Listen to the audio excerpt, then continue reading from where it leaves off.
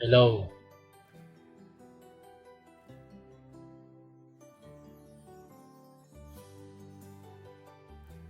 Mitch. Hello, gusto ka na? Alam kong matagal pa bago mo makita ang laman ng iyong espiritu.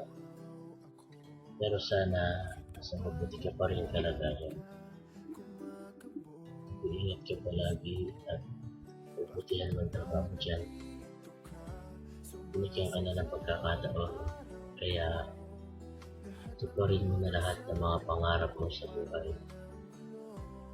Tandaan mo yung mga lesson na naituro ko sa'yo.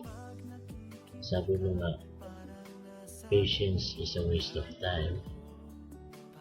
At ito ang lagi kong uulit-ulitin sa'yo. Learn to control your emotions.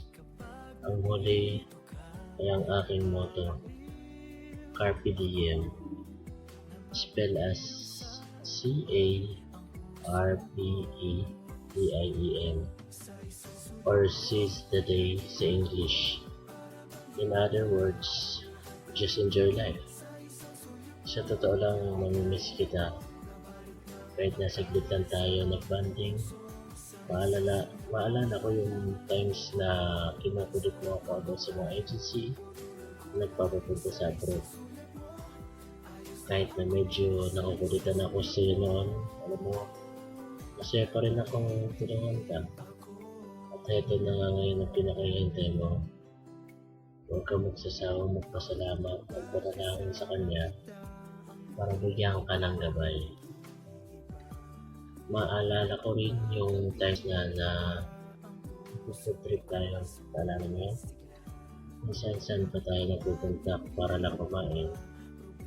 Kahit hindi tayo madalas magkasama sa inuman.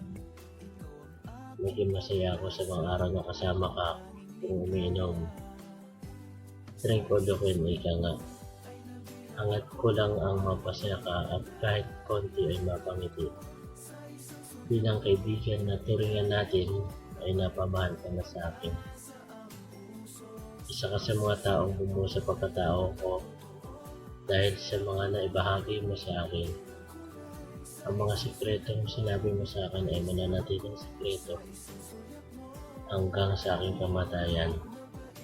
Magkikita pa tayo sa paglipas ng mga araw, maaaring sa ibang lugar at pangyayari, pero gagawa ako ng paraan para makita kang muli.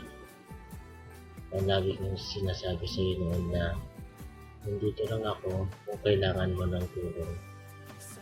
Tutulungan kita sa abot ng aking makakaya. Hindi kita bibitawan.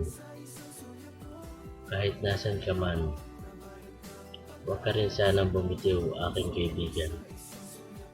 I love you, my best friend. I miss you so much. God bless at mag-iingat ka po palagi.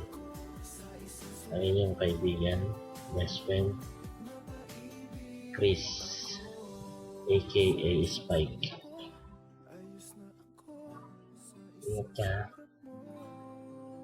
Lumis talaga ka. Session na ako makulit ko na. Bye-bye.